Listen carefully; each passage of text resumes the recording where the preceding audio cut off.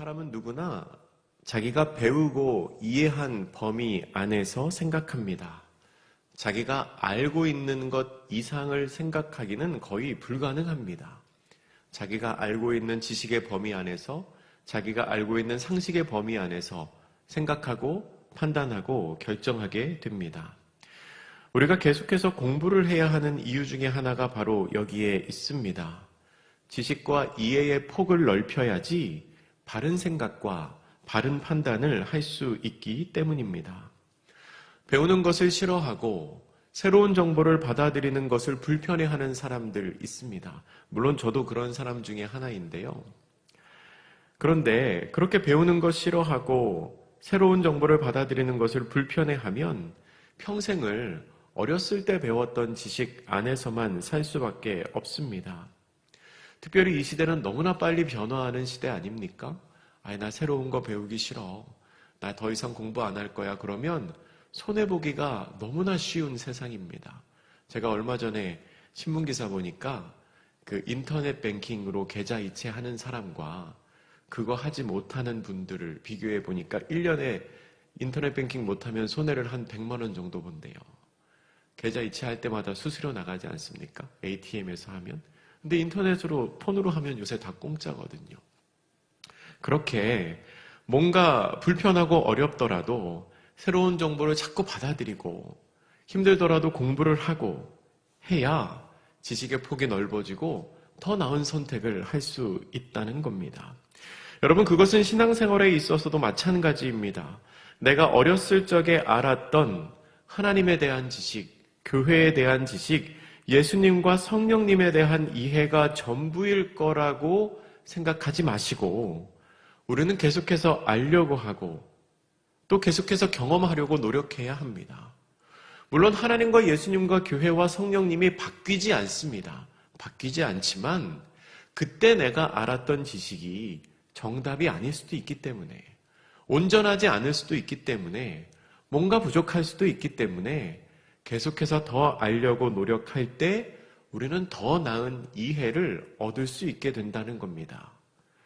그래서 바라기는 힘에 닿는 대로 성경 읽기 반, 바이블 백신, 교회에서 하는 각종 세미나 참여하시게 되면 그것을 통하여 더욱 나은 하나님에 관한 지식과 지혜를 우리가 얻을 수 있게 될 겁니다. 오늘 본문에는 그동안 자신이 알고 있었던 지식의 폭으로 예수님과 부활을 이해하려고 하는 한 여인이 나옵니다. 바로 마르다라고 하는 여인인데요. 그가 알고 있었던 지식은 틀린 것이 아니었습니다. 분명히 맞는 지식이었습니다. 그러나 갱신될 필요가 있는 옛날 지식이었습니다. 오늘 본문은 이렇게 시작합니다. 본문 17절 말씀 우리 같이 한번 읽어보겠습니다. 시작. 예수께서 와서 보시니 나사로가 무덤에 있은지 이미 나으리라. 아멘. 예수님이 사랑하시던 나사로가 병들어서 죽게 되었습니다. 그를 무덤에 장사한 지가 벌써 4일이나 되었습니다. 장사한 지 나흘이나 되었다는 것은 나사로에 대한 인간적인 소망이 완전히 끊어졌다는 것을 의미합니다. 유대인들은 죽은 자의 영혼이 바로 사후세계로 가는 것이 아니고 한 3일 정도는 시신 주위에서 배회하면서 소생할 기회를 엿본다고 생각했습니다. 그러니까 영혼이 육체에서 나와서 바로 어딘가로 가는 게 아니고 시신 주위에서 떠돌다가 다시 들어갈 기회를 엿본다고 생각을 했습니다. 그래서 시체를 죽은 당일날 매장을 하더라도 유족들은 한 3일 정도 무덤 근처에서 애도를 하는 것이 당시의 관례였습니다. 시신 주위를 배회하던 영혼이 언제 쏙 들어가가지고 다시 살아날지 모르니까 살아나면 환영해 주려고 그 옆에서 기다리고 있었다는 겁니다. 그런데 보통 한 3일이 지나고 4일째가 되면은 시신이 썩기 시작합니다. 그러면 그 영혼이 시신이 썩는 것을 보면서 이제 내가 살아남을 소망이 없구나 하면서 떠나간다고 생각을 했습니다. 그러한 당시 유대인들의 관습에 의하면 이 나흘이라는 시간은 영혼도 소생을 포기하고 떠나가는 시간입니다. 그러니까 시신이 부패하기 시작해서 본문 39절에 보면 시신이 부패하여 냄새가 난다고 증언하고 있죠. 시신이 부패하기 시작해서 모든 소망이 사라진 상태를 의미한다는 겁니다. 이제는 어쩔 도리가 없습니다. 나흘이라는 시간은 인간적인 소망이 다 끊어진 시간입니다. 그런데 그렇기 때문에 역설적으로 이제부터 일어나는 모든 일은 하나님의 능력으로 인정할 수밖에 없습니다. 만약에 유대인들의 관습에 의해서 3일 안에는 부활할 수 있다고 생각하는데 예수님이 이틀째 가서 나사로를 살리셨어 봐요. 그러면 그거 봐라. 시신 주위를 떠돌던 영혼이 그 몸 안으로 쏙 들어갔나 보다 생각할 수 있을 텐데 모든 소망이 끊어진 4일이나 지난 뒤에 예수님이 나사로를 부활하게 하시니 그건 온전히 하나님의 능력으로 인정할 수밖에 없다는 겁니다. 인간적으로 계산할 수 있는 모든 소망이 남아있을 때는 내 눈앞에 일어나는 일들이 이게 나의 노력 때문인지 아니면 하나님의 은혜 때문인지 헷갈릴 수가 있습니다. 이게 내가 잘해서 그런 건지 하나님이 은혜 주셔서 그런 건지. 그런데 이처럼 모든 소망이 끊어진 후에는 이 모든 일이 하나님의 능력임을 누구도 부인할 수가 없습니다. 거기까지 생각을 하게 되면 예수님께서는 일부러 나사로가 완전히 죽을 때까지 기다리셨다는 것을 우리가 알 수 있게 됩니다. 그렇게 완전히 죽은 후에 모든 소망이 끊어진 후에 비로소 그때에서야 하나님께서 일하시기 시작하는 겁니다. 우리 18절과 19절 말씀 같이 읽어보겠습니다. 시작. 베다니는 예루살렘에서 가깝기가 한 오리쯤 되매 많은 유대인이 마르다와 마리아에게 그 오라비의 일로 위문하러 왔더니. 아멘. 베다니와 예루살렘은 멀지 않았습니다. 그래서 많은 사람들이 마르다와 마리아를 위로하러 왔습니다. 이렇게 많은 사람들이 마르다와 마리아를 위로했다는 것은 다른 한편으로 생각해 보면 나사로의 죽음을 확인한 사람이 그렇게 많았다는 뜻이 됩니다. 많은 사람들이 위로하러 와서 무엇을 받겠습니까? 마르다와 마리아를 보고 또 죽은 나사로를 받겠죠. 그러니까 죽은 나사로를 본 사람들이 그렇게 많다는 겁니다. 조금 더 생각해 보면 그 모든 사람들이 나사로가 죽은 것을 확인했고 또한 예수님에 의하여 나사로가 살아났다는 것을 확인했다는 뜻이 됩니다. 그렇게 많은 증인들이 있었기 때문에 나사로가 다시 살아난 것은 누구도 부인할 수 없는 사실이 된다는 겁니다. 그리고 그 사람들은 본문 45절을 보면 나사로의 일로 인해서 예수님을 믿었다라고 기록하고 있습니다. 20절 말씀에서 예수님이 오신다는 소식을 듣고 마르다가 곧 나가서 예수님을 맞이하게 됩니다. 성경을 보면 마리아보다는 마르다가 행동이 조금 더 빨랐던 것 같습니다. 마르다가 조금 더 활동적이었던 것 같습니다. 그녀는 마을 앞까지 예수님을 마중 나갑니다. 그리고 예수님을 만나자마자 이렇게 말합니다. 우리 21절 말씀 같이 읽어보겠습니다. 시작. 마르다가 예수께 여짜오되 주께서 여기 계셨더라면 내 오라버니가 죽지 아니하였겠나이다. 아멘. 여러분, 이것은 예수님의 능력을 인정하고 믿는다는 말입니다. 예수님께 치유의 능력이 있다는 것을 내가 알고 있다는 거지요. 원망까지는 아니더라도 아쉬움이 묻어나는 표현입니다. 예수님 여기 계셨으면 예수님 모든 사람들 고치실 수 있으니까 우리 오라버니가 죽지 않았을 텐데 예수님 왜 이렇게 늦게 오셨습니까? 예수님 살리실 수 있지 않습니까? 라고 말하고 있는 겁니다. 22절에서는 이렇게 말합니다. 그러나 나는 이제라도 주께서 무엇이든지 하나님께 구하시는 것을 하나님이 주실 줄 아나이다. 아멘. 오라비 나사로가 죽은 것은 어쩔 수 없는 일입니다. 이제 포기했습니다. 4일이나 지나지 않았습니까? 그러나 이제라도 예수님이 구하시는 것을 하나님께서 주실 줄 믿습니다. 마르다가 말합니다. 이 마르다가 말하는 이 표현이요, 주께서 하나님께 구하시는 것, 이게 뭔지 정확히 알기는 어렵습니다. 그런데 본문 24절 말씀에 비추어서 생각해 보면 아마 마르다가 주께서 하나님께 구하시는 것이라고 말하며 원했던 것은 종말의 때, 그러니까 마지막 때에 나사로가 부활하는 일을 말하는 것 같습니다.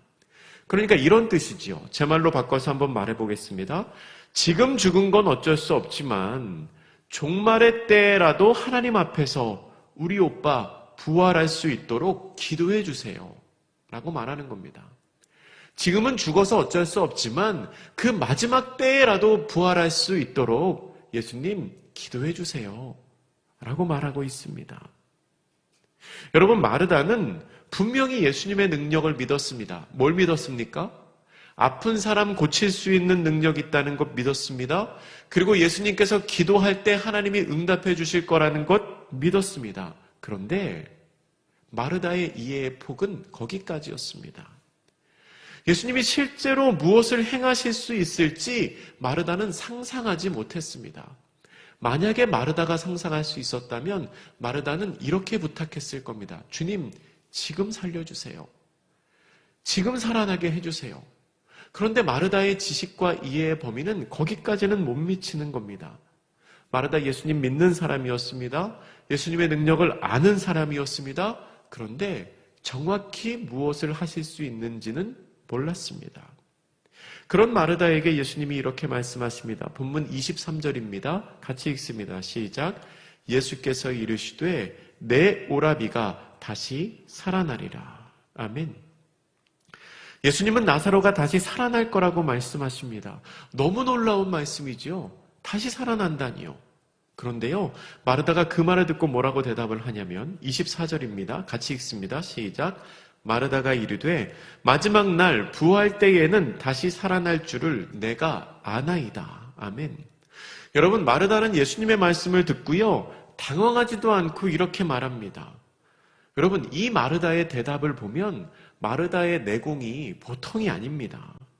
저 같은 사람 같으면 23절에 예수님의 말씀을 들으면 이렇게 물었을 것 같습니다. 예수께서 이르시되 내 오라비가 다시 살아나리라, 이 말씀을 들었다면 저는 이렇게 대답할 것 같아요. 예수님, 다시 살아난다니요. 그게 무슨 말입니까? 그 일이 가능한 겁니까? 라고 물어봤을 것 같아요. 근데 마르다는 뭐라고 대답을 하냐면 다시 살아날 것 제가 알고 있습니다.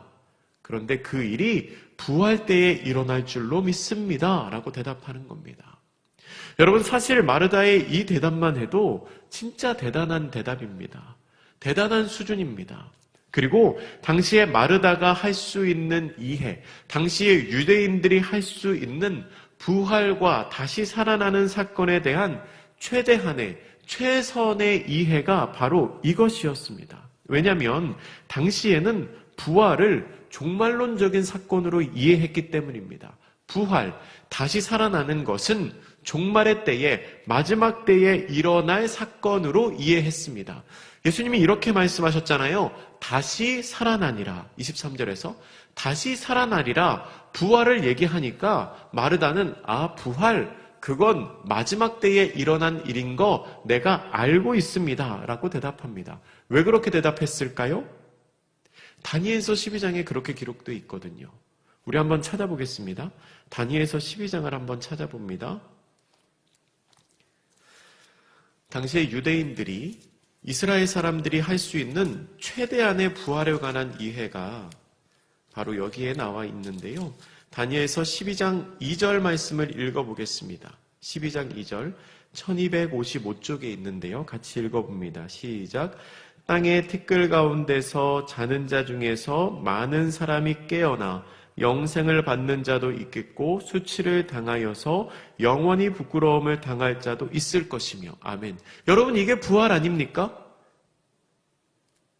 땅의 티끌 가운데서 자는 자 중에서, 죽은 사람들 중에서 많은 사람이 깨어나 영생을 받는다. 이게 부활이잖아요. 근데 이게 언제 일어나냐면 12장 9절을 한번 보세요. 12장 9절 같이 읽습니다. 시작. 그가 이르되 다니엘아 갈지어다. 이 말은 마지막 때까지 간수하고 봉함할 것임이니라. 아멘. 이 일이 언제 일어납니까? 마지막 때에. 그러니까 유대인들의 이해는 이런 겁니다. 부활 있지요. 근데 그건 마지막 때에 일어날 일 아닙니까? 마르다도 똑같이 생각하고 말하는 겁니다. 다시 살아나리라. 다시 살아나겠지요. 근데 그건 마지막 때에 일어날 일 아닙니까? 여러분, 마르다의 말이 맞습니다. 틀린 게 아닙니다. 그것만 해도 성경에 대해서 너무나 잘 알고 있는 겁니다. 근데 예수님이 지금 하고 계신 말씀은 그게 아닙니다. 예수님은 마리아의 지식을 넘어서는 분이십니다. 구약의 범주를 초월하시는 분이십니다. 예수님은 그 일이 마지막 때가 아니라 지금 일어난다고 말씀하십니다. 다시 오늘 본문 요한복음 11장으로 넘어와서요. 25절, 26절 말씀을 우리 같이 읽겠습니다. 25, 26절입니다. 시작.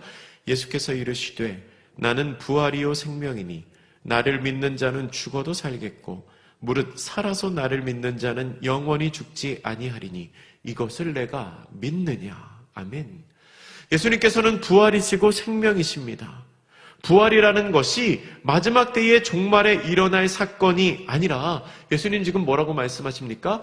네가 지금 보고 있는 내가 부활이다. 이렇게 말씀하십니다. 네가 지금 보고 있는 내가 부활이다. 내가 부활이니까 부활은 마지막 때에 일어날 일이 아니라 내가 여기 있는 한 나와 함께하는 실제적인 사건이라는 겁니다. 지금 일어나는 실제적인 사건. 내가 부활이고 내가 생명이기 때문에 나를 믿는 자는 죽어도 살고 살아서 나를 믿는 자는 영원히 죽지 않게 될 거라고 예수님 말씀하고 계십니다. 왜냐하면 부활의 생명이 이미 예수님과 함께하고 있기 때문입니다. 그 사실을 말씀하시는 예수님이 이렇게 물으십니다. 이것을 내가 믿느냐? 너 이걸 믿을 수 있겠니? 이 물음이 무슨 물음입니까? 나를 알고 있는 그 지식을 이제는 새롭게 바꿔야 된다는 겁니다. 마르다야, 너 지금 구약의 지식에 의지하여 부활을 생각하고 있잖아. 근데 그거 아니다. 내가 부활이다. 너 그건 믿니? 너의 지식을 좀 바꿀 수 있겠니? 너의 이해를 좀 새롭게 바꿀 수 있겠니? 예수님 물어보고 계신 겁니다. 여러분, 예수님을 어디까지 알고 계십니까? 여러분은 예수님을 얼만큼 이해하고 계십니까? 여러분은 예수님을 얼만큼 믿고 계십니까? 여러분에게 예수님은 어떤 분이십니까? 성경에 나오는 많은 믿음의 사람들도요, 자신의 생각과 이해의 폭 안에서 하나님을 이해하려고 생각했습니다. 그러니까 하나님을 제대로 이해하지 못합니다. 아브라함이 그랬습니다. 하나님이 분명히 아들을 주실 거라고 말씀하셨는데 내가 이렇게 나이가 많은데 무슨 아들이야. 내 능력으로 어떻게든 해봐야지 생각합니다. 출애굽 당시 이스라엘 민족도 그랬습니다. 내가 너희를 분명히 광야로 인도하여 낼 거라고, 나를 예배하게 할 거라고 말씀하셨는데 눈앞에 홍해를 두고서는 하나님을 원망하기 시작합니다. 풍랑을 만났던 예수님의 제자들도 마찬가지입니다. 예수님이 분명히 그 배에 타고 계신데도 우리가 죽을 것 같습니다. 우리 지금 죽게 되었습니다. 원망하기 시작합니다. 왜 그렇습니까? 예수님이, 하나님의 능력이 자기의 이해의 폭 안에 있다고 생각하고 그 너머에 있는 하나님의 능력을 생각하지 못했기 때문입니다. 그렇다면 우리도 오해하지 않으리라는 법이 없습니다. 여러분은 하나님을, 예수님의 능력을 어떻게 생각하고 계십니까?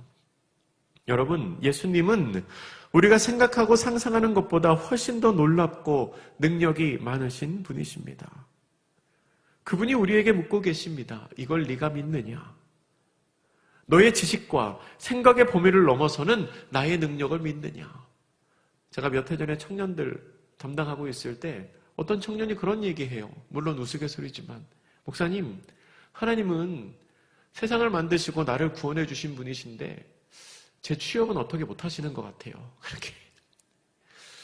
하나님은 죽은 사람도 살리시는 분인데 제 직장은 어떻게 못하시는 것 같아요. 물론 자조적인 이야기이지만 하나님께서 그 아이에게 더 놀라운 길을 예비해 두셨겠지만 생각의 범위가 거기까지인 것 같은 겁니다. 왜 하나님은 나에게 일하지 않으실까? 그러나 분명히 하나님은 나의 믿음과 나의 지혜를 넘어서는 분이십니다. 예수님의 말씀을 들은 마르다가 뭐라고 대답을 하나요? 27절입니다. 이르되 주여 그러하외다. 주는 그리스도시요 세상에 오시는 하나님의 아들이신 줄 내가 믿나이다. 마르다는 예수님의 말씀을 그대로 받아들입니다. 그리고 이 27절의 말씀으로 신앙 고백을 합니다. 주는 그리스도시고 하나님의 아들이십니다. 마치 베드로의 신앙 고백과 매우 비슷합니다. 이 땅에 오신 우리의 구원자시고 전능하신 하나님의 아들이시기에 주님이 부활이시고 주님이 생명이시라는 것을 내가 믿는다는 겁니다. 마르다는 지금 예수님을 아는 지식을 새롭게 갱신했습니다. 새롭게 바꾸었습니다. 이제 마르다에게는 부활이 종말의 때에 일어날 특정한 사건이 아니라 이미 우리 삶에 함께하고 계신 예수님의 능력이 되었습니다. 말씀을 정리합니다. 마르다가 가지고 있었던 예수님에 관한 믿음과 부활에 관한 지식은 틀린 게 아니었습니다. 하지만 예수님께서는 마르다가 그 이해의 범위를 넘어서기를 원하셨습니다. 예수님은 마르다가 제대로 알기를 원하셨습니다. 우리의 구원자이신 예수님은 우리의 생각보다 훨씬 뛰어나시고 능력이 많으신 분입니다. 그분은 언제 어디서나 우리를 감찰하시며 우리를 도우시는 분이십니다. 우리 주님에 관한 이해의 폭을 우리가 조금 더 넓히면 좋겠습니다. 전능하신 우리의 하나님께서 우리의 삶을 새롭게 바꾸실 수 있다는 것을 우리가 꼭 기억하면 좋겠습니다. 부활이요 생명이 되신 우리 주님과 언제나 동행하며 이미 이루어진 그 부활의 능력으로 살아가는 복된 성도님들 되시기를 주님의 이름으로 축복합니다. 기도하겠습니다. 사랑의 하나님, 마르다는 부활을 알았고 마지막 때에 그 일이 일어날 것을 알았지만 그것이 지금 예수님 안에 함께하고 계시는 것은 몰랐습니다. 주님, 우리가 혹시 나의 지식과 나의 이해의 폭이 너무 좁아서 하나님을 작게 여기고 하나님의 능력을 믿지 못하고 있지는 않습니까? 주님, 우리의 믿음, 우리의 하나님을 아는 지식, 우리의 지혜가 날로 새로워져서 주님의 능력과 은혜를 더 잘 이해하고 하나님의 그 은혜를 더 많이 경험하는 우리의 삶이 될 수 있도록 주님 우리와 함께하여 주시옵소서. 감사드리며 예수님의 이름으로 기도드립니다. 아멘.